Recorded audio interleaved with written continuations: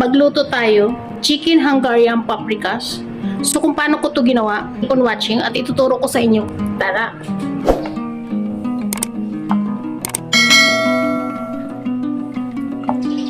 Apat na pirasong leg and thigh. Papat-dry lang natin siya. Para matanggal natin yung mga excess water.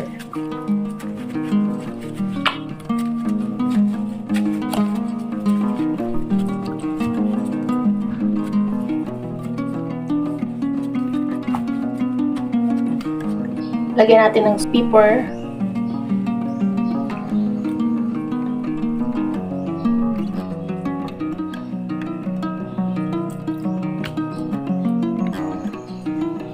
Magkabaliktaran.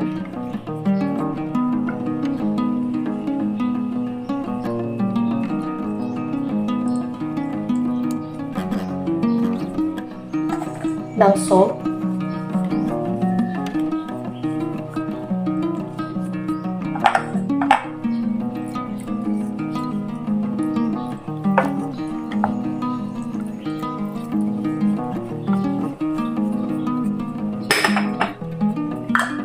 Irarap muna natin siya, yung salt and pepper sa chicken. At lagyan natin ng olive oil.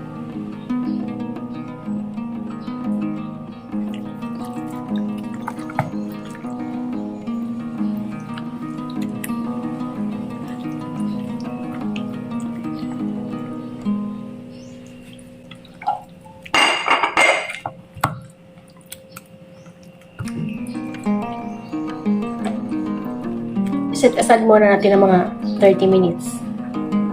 Ito pa pala, optional to. Kung ayaw ninyo, pwede nyo skip. Maglalagay ako ng chicken powder. Kunti lang siya. Kung ayaw ninyo ng chicken powder, pwede nyo tanggalin. So, panpadagdag lasa din to. So, after 30 minutes, mag-o-open na tayo ng ating stove. Maglalagay lang ako ng kunting olive oil. So, kunti lang. Para hindi lang masunog yung ating butter. Maglalagay tayo ng butter.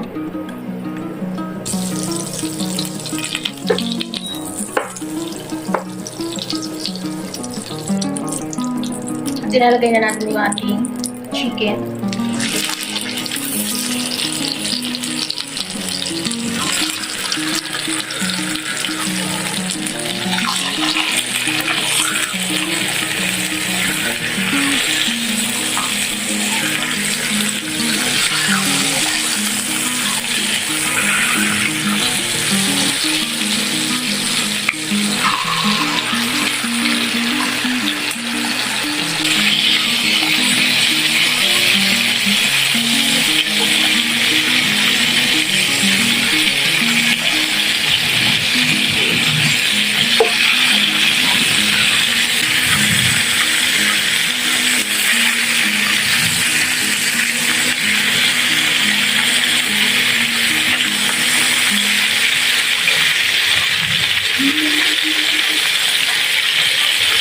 Isang malaking onion.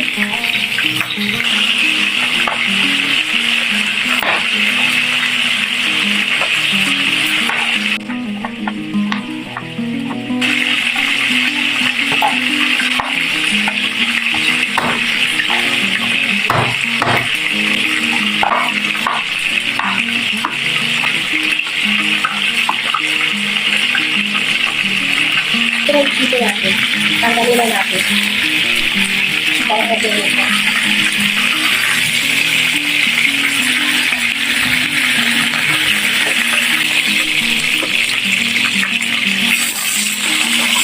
So, ito na sa same pan ulit.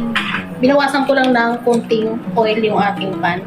Pero mag-add ako ng butter para mas masarap. At isusutay muna natin yung ating onion.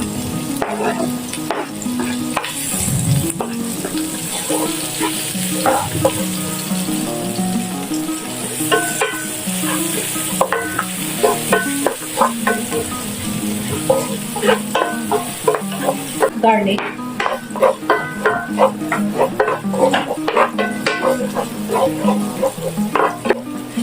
Pinch na salt and black pepper. 2 tablespoons na paprika.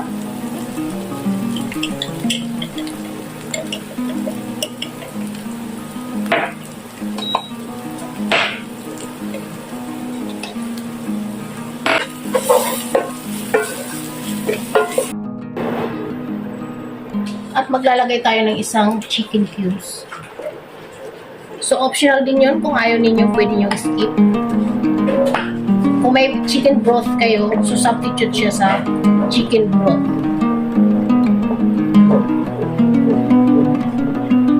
At ilalagay na natin yung ating chicken.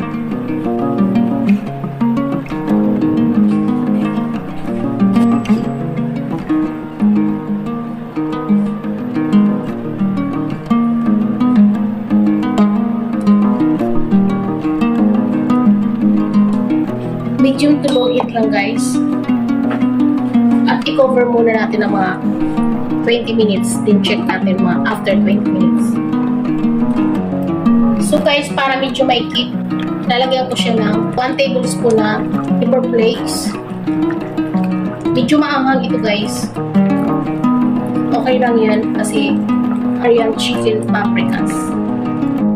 Check na natin.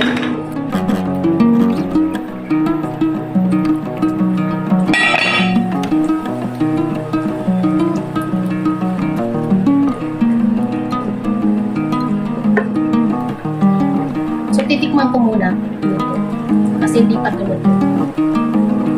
Titikman ko lang kung kailangan pa natin mag-add ng lasa. Okay na siya. So, i-cover ulit natin hanggang maluto yung ating chicken. So, i-check na natin siya.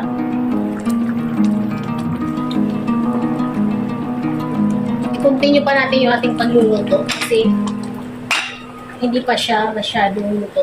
So, cover ulit natin at medyo masabaw pa siya. At titignan na natin.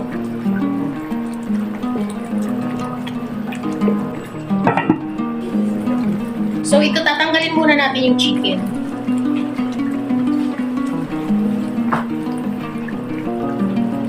Tatabi muna natin.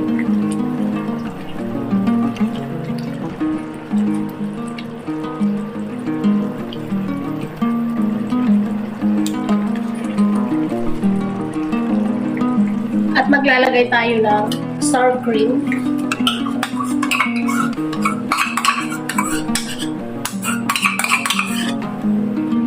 Halo-haluin lang natin.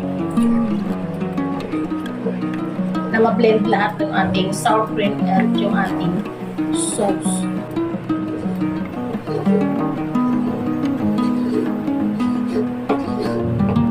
So, titikman natin.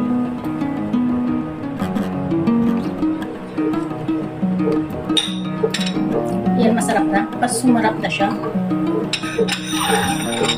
Medyo maanghang lang guys. Kung gusto niyo lang hindi masyadong maghang, mga 1/2 teaspoon lang na pepper flakes, or pwede nyo rin tanggalin nyo na yung, kung may kakain na bata, tanggalin nyo na lang yung inyong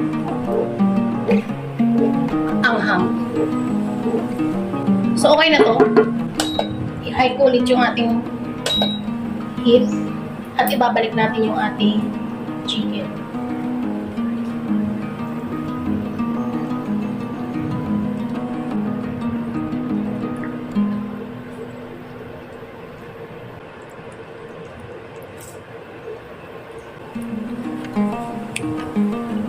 So pakukuluin lang natin at okay na to.